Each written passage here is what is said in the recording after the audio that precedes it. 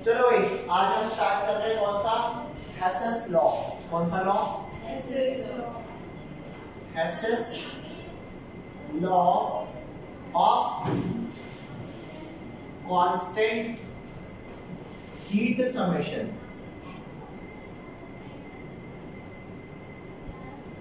इसका मतलब क्या है? हिंदी में पहले इसका मतलब समझाता हूं। कौन सी भाषा में? शुद्ध हिंदी में पहले इसका मतलब समझाऊंगा और उसके बाद आपको ये लॉ समझाऊंगा। एक छोटा सा एग्जांपल देता हूं आपको। दूं भाई एग्जांपल? पहले लिखना बंद कर दो, मेरी बात सुनो। अगर मान लो मैं आपको ये कहूं, अगर मैं कहूं कि हम कुरकुरे के पैकेट खरीदेंगे 100 दिनों तक, डेली एक पैकेट, और एक पैकेट खरीदेंगे 10 रुपए का, 100 दिनों तक खरीदना है, उसे 10 रुपए दे देंगे, तो टोटल 100 दिनों में 100 कुरकुरे खरीदूंगा। अगर मैं उसे ये कहूं भैया मैं आपसे 100 दिनों में 100 कुरकुरे खरीदूंगा और डेली 10-10 रुपए पे कर दूंगा, थोड़ा सस्ता लगा लो, तो लगाएगा? भागता है यहां से या मैं मारूं? लेकिन आप कहोगे कि भाई मैं आज ही 100 पैकेट खरीद रहा हूं, आज ही सारी पेमेंट करूंगा, तो अगर आप उसे कहोगे भाई सस्ता लगा लो, भाई 9 रुपए लगा लो प्लीज, हाँ लगा लेगा। तो यहाँ पे 100 पैकेट 100 दिन में खरीदने में और एक सारे पैकेट एक ही दिन में खरीद के पैसे देने में फर्क आया नहीं है ना? बल्क में खरीदने में 100 रुपए सस्ता ही पड़ गया। 1000 रुपए की चीज जो 10 × 100 1000 रुपए की चीज 900 रुपए में मिल जाएगी। अरे बोलो भाई, लेकिन यहाँ पर ऐसा नहीं है। आजकल एक और चीज चल रही है, no cost EMI. No cost EMI का क्या मतलब होता है?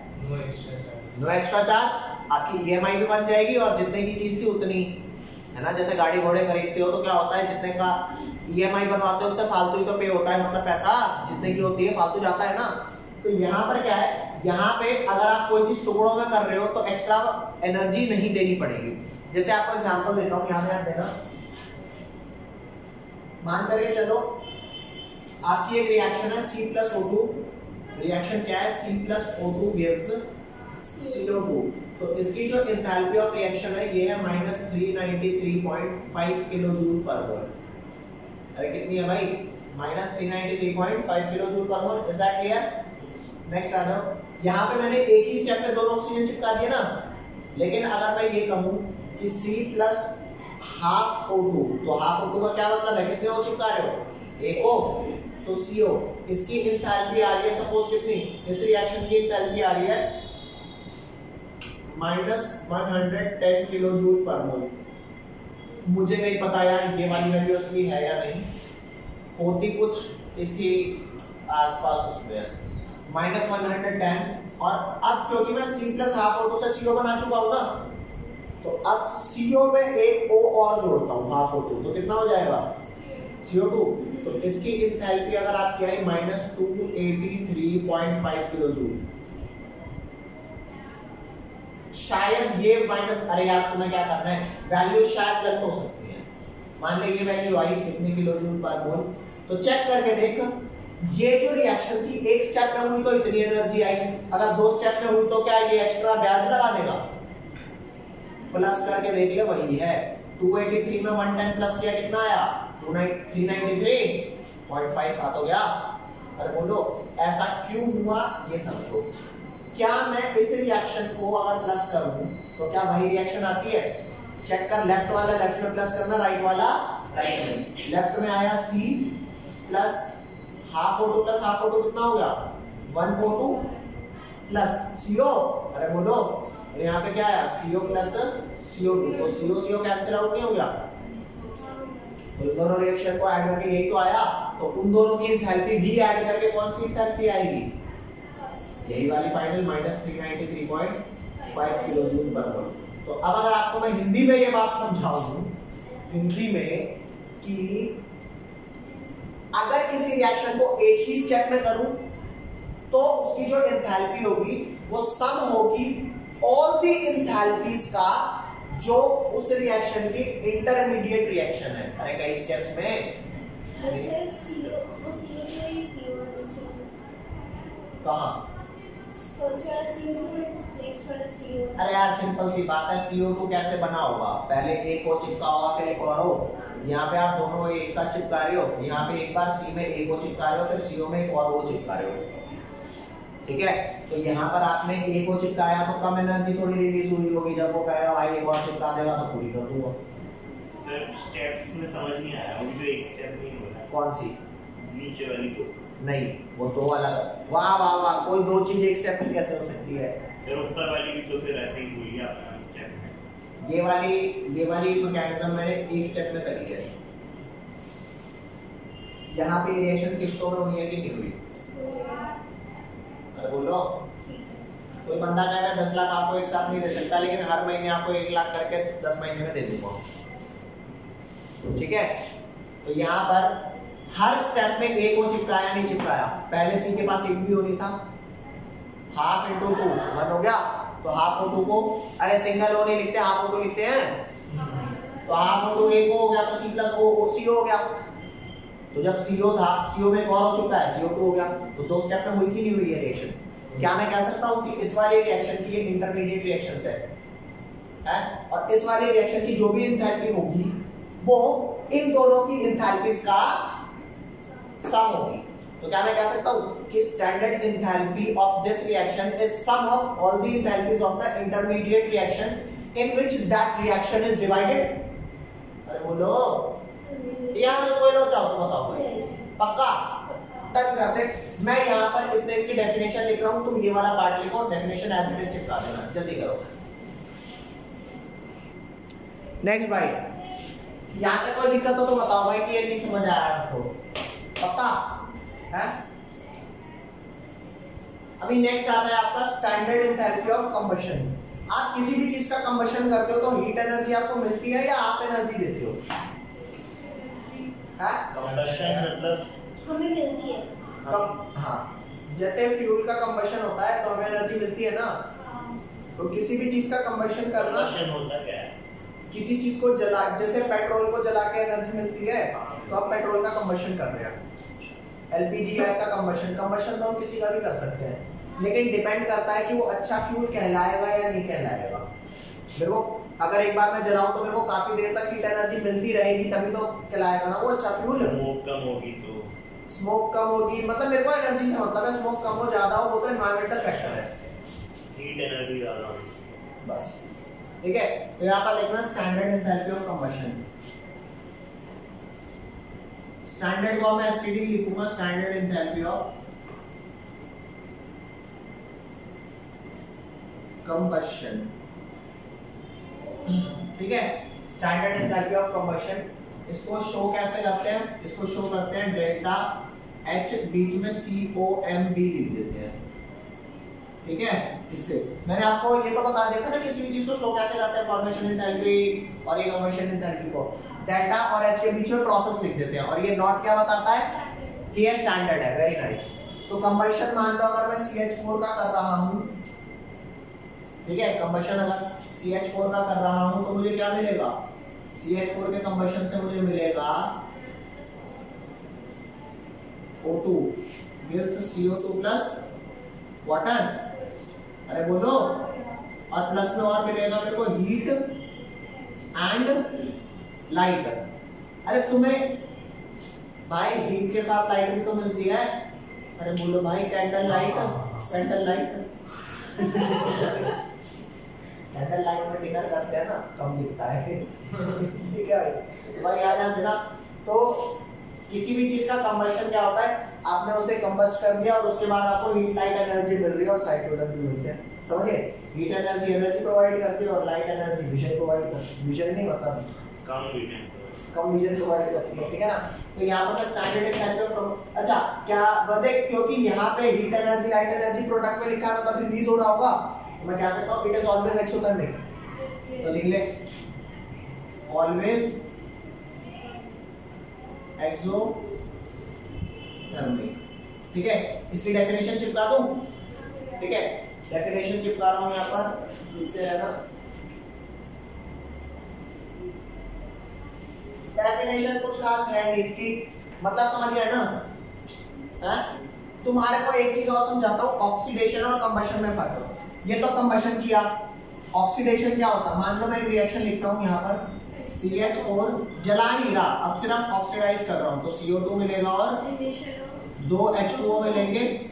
ठीक है, लेकिन हीट एनर्जी मिलेगी लेकिन लाइट एनर्जी नहीं मिलेगी। तो अगर आपको साइड प्रोडक्ट में ये और हीट एनर्जी मिल रहा है, देख एक्सोथर्मिक तो ये भी है कम एक्सोथर्मिक है पर कम है क्योंकि यहाँ पे लाइट एनर्जी। अरे यार एक बात बता, तेरे फूड होते हैं ऑक्सीडाइज हो जाते हैं, रेंसिडिटी 10th में पढ़ा होगा चैप्टर नंबर 1 में। तो रेंसिडिटी होने का क्या मतलब होता है, ऑक्सीडाइज हो गया। ऑक्सीडाइज में आपको हीट एनर्जी, एक्सोथर्मिक ये भी है, प्रोडक्ट वही मिलेंगे, बस यहाँ पे लाइट एनर्जी नहीं मिलेगी, यहाँ लाइट एनर्जी मिलेगी। तो जहाँ लाइट मिल रही है वो आपका क्या है, कंबशन। तो क्या पता सर लाइट नहीं मिल रही और हीट ज्यादा मिल रही हो। सुन मेरी बात, अगर ये यहाँ पेन पड़ा है मैं इसे जला दूं तो लाइट नहीं मिलेगी, ऐसा हो सकता है? मैंने जला दिया, ओ जल रहा है, देखो गर्म है, तुम मानोगे जल रहा है, आग लगी हुई है लेकिन दिख नहीं रही। अरे कौन सी आग है जो लगी हुई है, दिख नहीं रही भाई। मेरी बात समझ भाई, आग लगेगी तो दिखेगी, फ्लेम्स भी तो जलेगी, नहीं आई बात समझ? यार कोको वाली बातें करता है, नहीं जल्दी से। नेक्स्ट आ रहा भाई, अगला लिखना बता दिया सारा, कुछ नहीं है, डेफिनेशन हटा इसे। ये नहीं लिखना, अबे लिखना है भाई, सब लिखना है, बस डेफिनेशन नहीं है। ये मिटा रहा हूँ लेफ्ट वाला पार्ट। ले भाई यहाँ ध्यान देना, ये वाली रिएक्शन कंबशन की थी और ये वाली रिएक्शन किसकी है, ऑक्सीडेशन। ये वाली ऑक्सीडेशन रिएक्शन है। नहीं, हाँ मर्जी मर्जी मर्जी मर्जी, नहीं लिखने का मतलब है कि नहीं लिखना है, और लिख के काटना है मतलब कि याद रखना है कि नहीं लिखना है। ठीक है, जल्दी लिखो, लेफ्ट वाला मिटा रहा हूं बच्चों। यहाँ पर अगर आपको चीज करा रहा हूँ, standard bond enthalpy, standard bond enthalpy कह लो या बॉन्ड डिसोसिएशन कह लो, और एक एटमाइजेशन एंथैल्पी। ठीक है, यहाँ पर आ जाओ, standard bond dissociation, standard bond dissociation enthalpy, या फिर इसी को हम स्टैंडर्ड बॉन्ड एंथैल्पी भी बोल देते हैं, डिसोसिएशन वर्ड नहीं लगाते। ठीक है, स्टैंडर्ड बॉन्ड एंथैल्पी, ठीक है। एंड यहां पर राइट साइड में क्या बताऊंगा, स्टैंडर्ड एटमाइजेशन एंथैल्पी। कौन सी बेटे, एटमाइजेशन, डिफरेंस है, नहीं नहीं नहीं, डिफरेंस नहीं करा रहा, इन दोनों के बीच में रिलेशन करा रहा, रिलेशनशिप करा रहा। तो once again we are going to study the relationship between इन दोनों का। ठीक है, आओ बॉन्ड एंथैल्पी ध्यान देना भाई। जैसे मान कर ले चलो, मान ही लो तुम तो CH4 लिखा है, CH4 कितने बॉन्ड हैं इसके अंदर, 4 बॉन्ड। तो चारों बॉन्ड को तोड़ने के लिए कुछ कुछ एनर्जी देनी पड़ेगी। तो क्या मैं कह सकता हूं कि ये ऑलवेज एंडो होगा? अबे एनर्जी दोगे ना, यस, तो ऑलवेज क्या हुआ, एंडो। अब क्या जरूरी है कि जो पहला CH बॉन्ड तोड़ने के लिए मान लो 400 एनर्जी थी, तो अगले के लिए भी 400 लगेगी? ऐसा जरूरी इसलिए नहीं है। जैसे मान लो आपकी गाड़ी है, पहली खरोच में जितना दुख होगा उतना 4-5 साल बाद जब खरोच लगेगी तो समझ गया बात। तो वही चीज है, मान लो आपका ये CH4 लिखा है गैस में, ठीक है, आप इसको अगर पहली बार तोड़ते हो तो ये किसमें कन्वर्ट हो जाएगा, CH3 गैस, और ये हाइड्रोजन गैस। ओके भाई, यस, प्लस में हाइड्रोजन गैस। तो इसकी बॉन्ड डिसोसिएशन एंथैल्पी जो होगी सिर्फ बॉन्ड एंथैल्पी 1 बोलेंगे। अरे बोला, अरे बांधते भाई, अभी आप मुझे क्या पता है इसकी वैल्यू क्या है, लिख दूं? तो सेकंड में क्या होगा, CH3 गैस को एक और बॉन्ड तोड़ेंगे तो क्या बन जाएगा, CH2 गैस प्लस में H गैस। लिखते चलो, बड़ी मजेदार चीज पता लगेगी आपको, एंटी एंड जब रिलेशन में H गैस की वहीं पे फिर से बताना, क्योंकि पूरा मॉलिक्यूल ही गैस है, तो गैस गैस में जा रहे हैं सर। तो एक एक उसकी बॉन्ड तोड़, हाँ एक एक करके तोड़ रहे हैं ना, पहला बॉन्ड थोड़ा फिर दूसरा थोड़ा फिर तीसरा और लास्ट वाला वो भी ठीक है भाई। फिर CH2 गैस, यहाँ पे आ जाएगा आपका CH गैस और ये क्या आ जाएगा H गैस। ये आ गया डेल्टा बॉन्ड एंथैल्पी XYZ इसे कर लूं और लास्ट में CH गैस, ये कहाँ जाएगा C गैस प्लस में H गैस। ये आपका क्या आएगा डेल्टा बॉन्ड एंथैल्पी, इसे W कर दूं। अरे बोल लो, अरे बोल दे भाई, हो गया। अब एक बात बता, अगर इन सम को मैं प्लस करूंगा तो क्या क्या आ जाएगा? लेफ्ट वाला प्लस होगा और राइट वाला प्लस होगा। लेफ्ट और राइट में जो कॉमन होगा बता वो कटेगा नहीं कटेगा? कटेगा ना। जैसे यहाँ पे CH3 लिखा है और यहाँ पे CH3 लिखा है, तो फालतू क्यों लिखूं? या तो यूं है कि पहले लेफ्ट सारे प्लस कर दे, राइट सारे प्लस कर दे, फिर जो कॉमन हो काट देना। CH4 + C रहता है। या तो अकल ये है कि यहीं पे काट देता हूँ फिलहाल। तो यहाँ पे क्या क्या कट रहा है? CH3 से CH3 कट रहा है, CH2 से CH2 कट रहा है, CH से CH कट रहा है। बचा क्या तेरे पास? CH4 गैस और C plus H C gas. और टोटल कितने हाइड्रोजन गैस मिले हैं? 4 हाइड्रोजन गैस के मॉलिक्यूल। अरे बोलो, तो सारे एटम को अलग करने में टोटल इतनी एनर्जी खर्च हो गई ना। अरे बोलो, तो this sum is called atomization enthalpy की एटम में आ गए। अरे कैसे समझाऊं? मेरी बात सुन दोबारा। CH4 को CH3 और H में किया तो क्या मैं कह सकता हूँ सारे एटम अलग अलग हुए? अरे दूसरे कहाँ अलग हुए? CH3 के 3 H तो भी इसके साथ ही हैं। अरे बोलो, तो सारे अलग करने के लिए सारे बॉन्ड तोड़ने पड़ेंगे। तो जब सारी बॉन्ड एंथैल्पी दोगे तभी तो जाके मैं कहूंगा कि ओ बेटे अब तो तू सारे टूट गए, मतलब एटमाइज हो गया। अरे सबका प्लस करके वो आएगा। हाँ, ये रिलेशन है। कोई लोचा? फटाफट लेके से चलो, यहाँ ध्यान दो। स्टैंडर्ड बॉन्ड डिसोसिएशन एंथैल्पी में समझ आया? एक एक बॉन्ड तोड़ने के लिए कितनी कितनी एनर्जी देनी पड़ रही है, उनका समय done.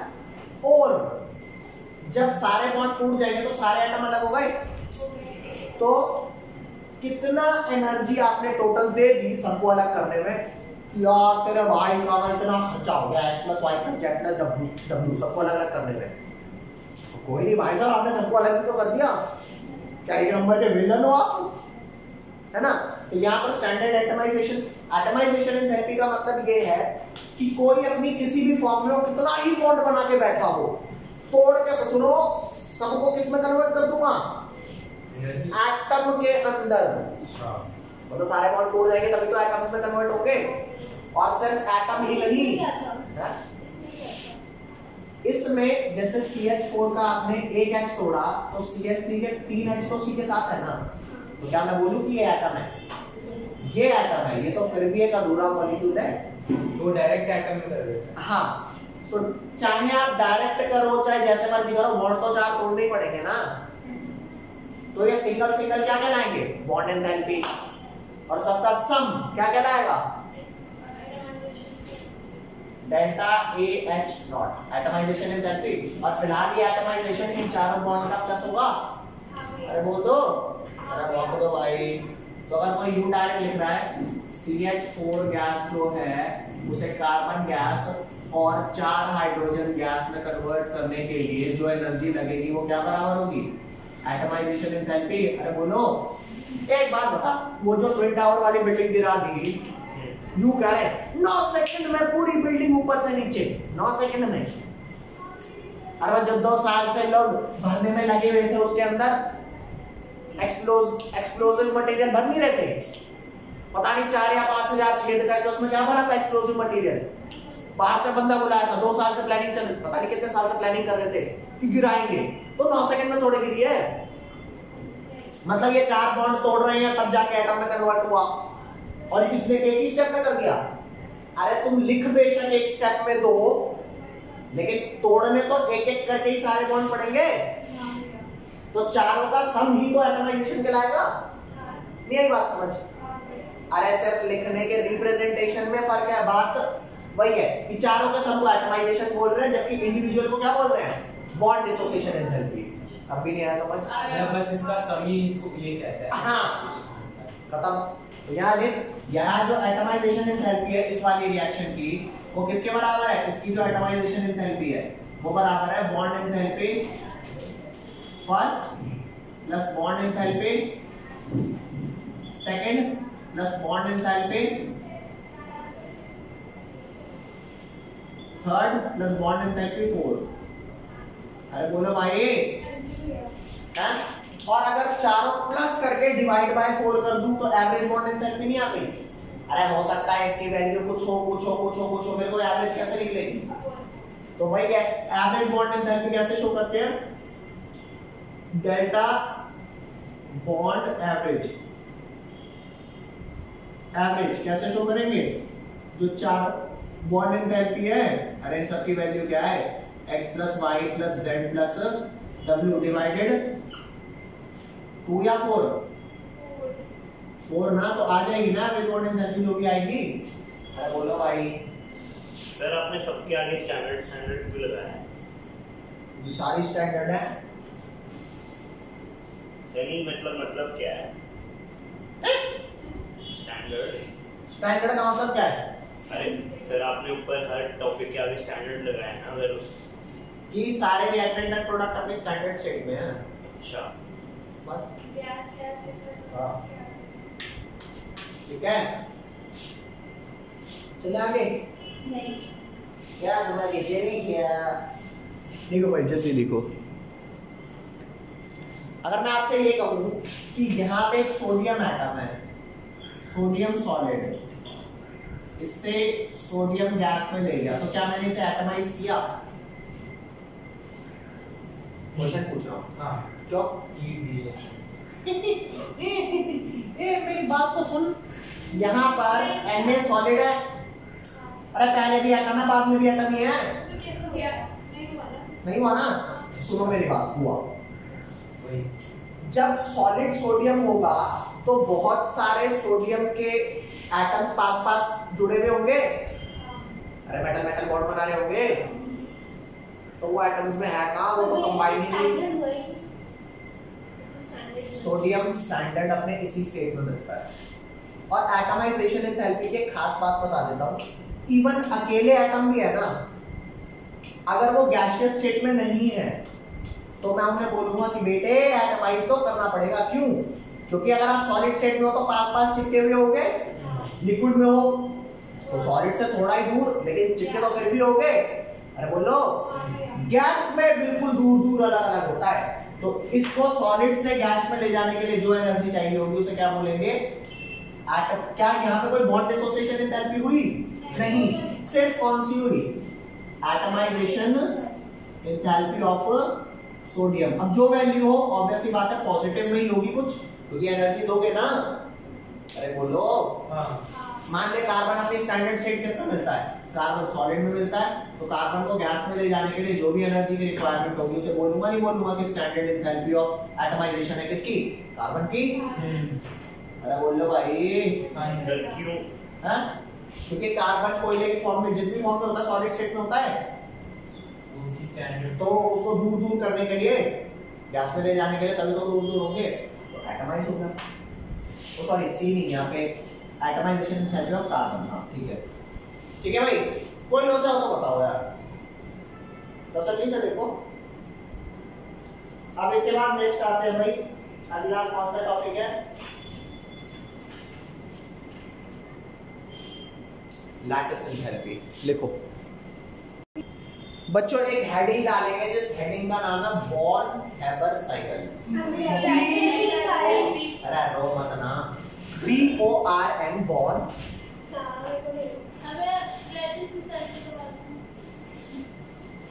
Born Haber. Sir lattice कहाँ गई? इसी का पार्ट है born Haber cycle. In the paper, this comes as 3 marks. अगर आपको समझ आया तो बल्ले, नहीं आया तो शाबाश। ध्यान दो। तो वन एवर साइकिल में क्या होता है? अच्छा कॉपी वॉपी छोड़ के बैठ दो भैया, ठीक है?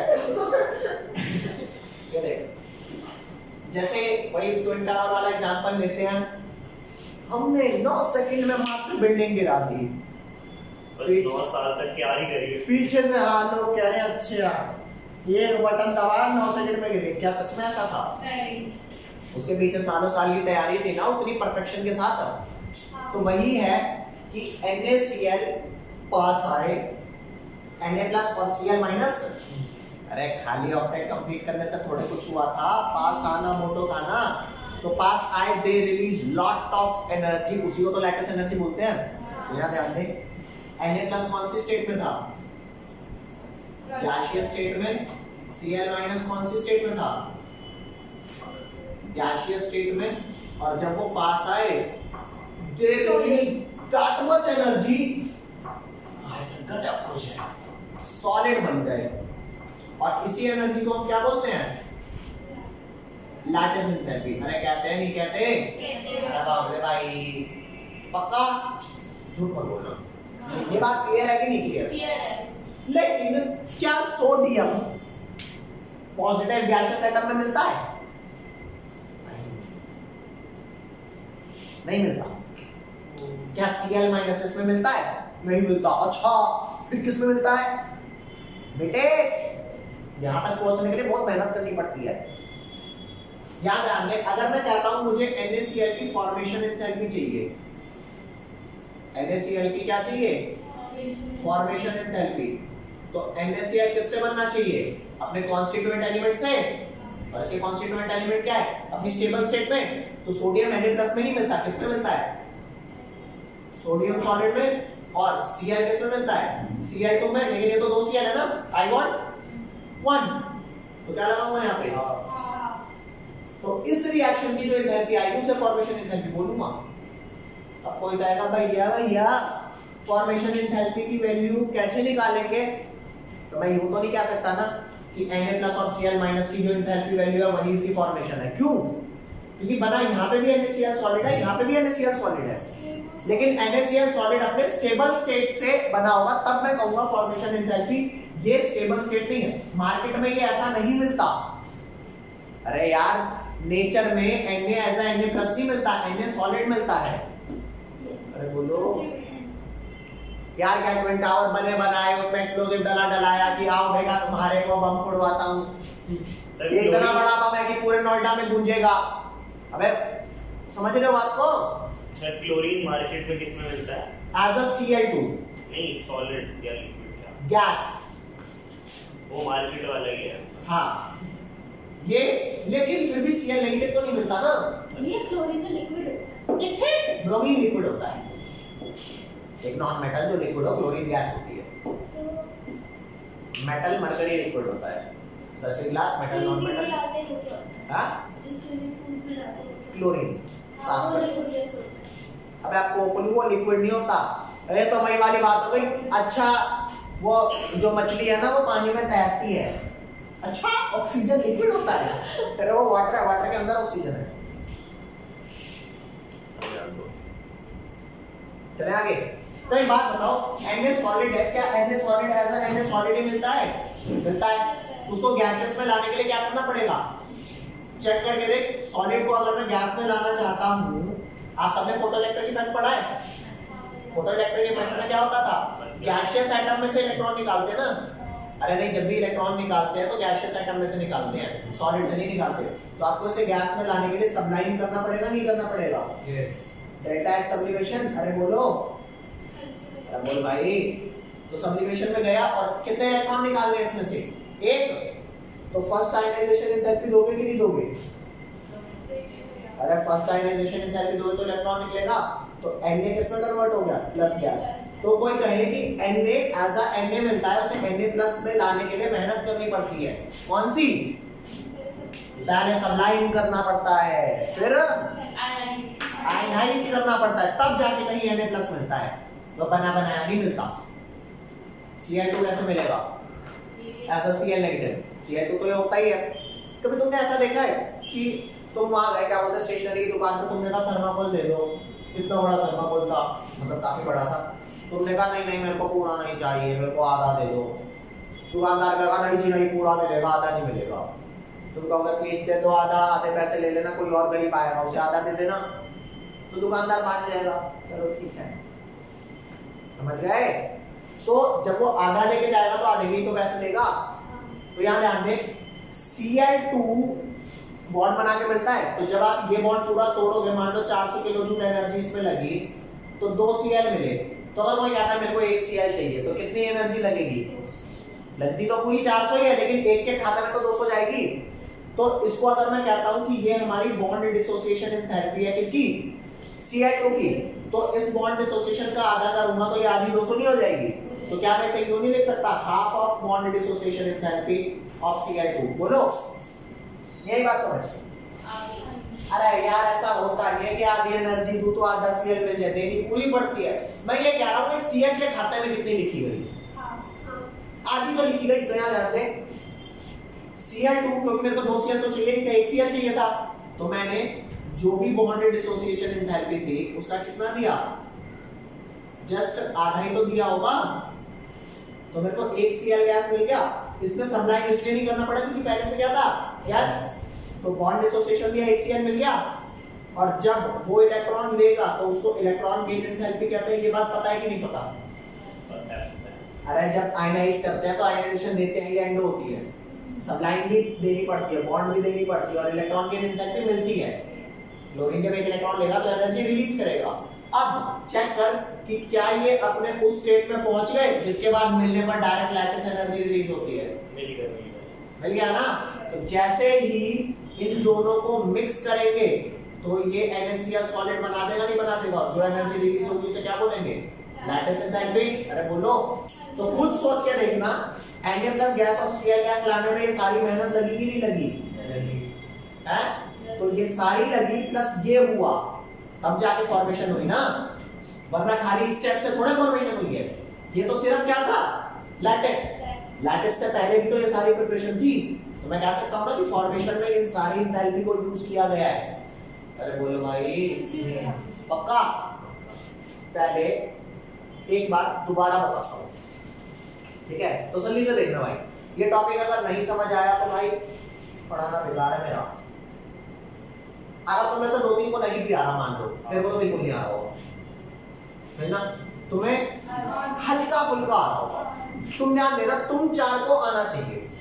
मैंने कहा Na plus gas Cl minus, अपने जो पॉजिटिव नेगेटिव आए ना जब वो मिलते हैं तो, अरे वो स्टोरी सुनाई थी कनाडा वाली और वो वाली, कमिट होके क्या फायदा?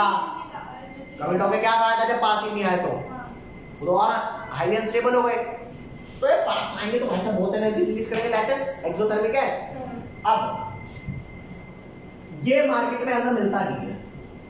क्या भगवान ने ऐसे ऊपर बने बनाए भेजे हैं कि आप पेयर हो बस मिल जाना धरती पे जाके? नहीं, कहते तो ऐसे ही है कि जोड़े ऊपर वाला बनाता है, लेकिन हमें थोड़ी पता होती है, हमें तो मेहनत करनी पड़ती है किससे चूज करूं किसे ना करूं, है ना?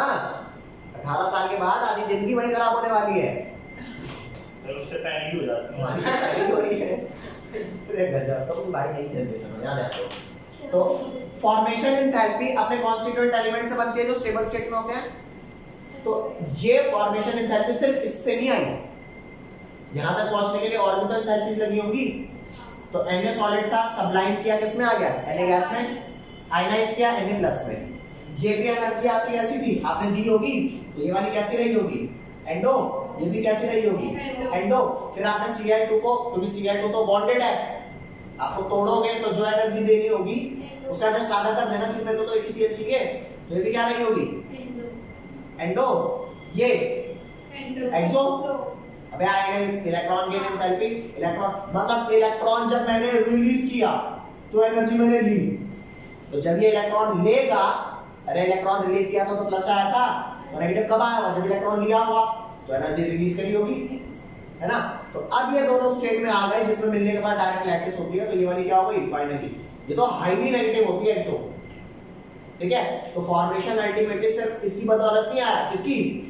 ये सब भी तो है, ये तो वही था लास्ट में 9 सेकंड का बटन दबाया और ये बन गया, तो उससे पहले ये भी तो है, कई सालों की प्रिपरेशन ना।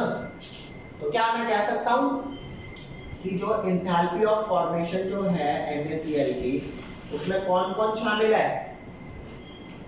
Delta H sublimation plus delta H ionization, क्योंकि एक ही इलेक्ट्रॉन एक ही प्लस चार्ज चाहिए था तो एक ही आयनाइजेशन, अगर मान लीजिए 2 प्लस चार्ज चाहिए होता तो आयनाइजेशन सेकंड भी होती, प्लस उसके बाद हाफ ऑफ बॉन्ड एंथैल्पी है ना जी, plus electron gain enthalpy plus में lattice enthalpy. Is that clear? अरे बोलो भाई, this is called the Born Haber cycle. अरे नहीं आएगा समझ? आ गया भैया। है पक्का? लिखो जल्दी से, इसे बहुत इंपॉर्टेंट टॉपिक है। अगर अब भी कोई डाउट हो तो भाई बता देना। मैं तुम्हें दोबारा कह रहा हूं, तुम्हें अगर लग रहा हो कि चैप्टर बहुत ज्यादा बोरिंग चल रहा है, खराब चल रहा है, बस मेरी मान के 2 क्लास सिर्फ इसकी समरी ले लो, जब क्वेश्चन कराऊंगा चैप्टर बहुत अच्छा लगेगा आपको। ये समझ रहे हो? अभी ये वाला पार्ट थोड़ा बहुत समझ में आया होगा ना, तो इसलिए थोड़ा सा सही लगेगा अभी। बोलो भाई, कोई दिक्कत? तो पिछली 2 क्लास की समरी ले ले। पिछली कौन सा? आने वाली 2 क्लास की, जो आगे आने वाली 2 क्लास, और उससे पहले वाली भूल है। उससे पहली वाली याद रखना, जब क्वेश्चन कराऊंगा सारी यूज होगी। और पता है यही एक चैप्टर ऐसा है जो आपको ऑन द टिप्स आता होगा, यही चैप्टर ऐसा है। ठीक है, चलो बाकी करते हैं नेक्स्ट क्लास।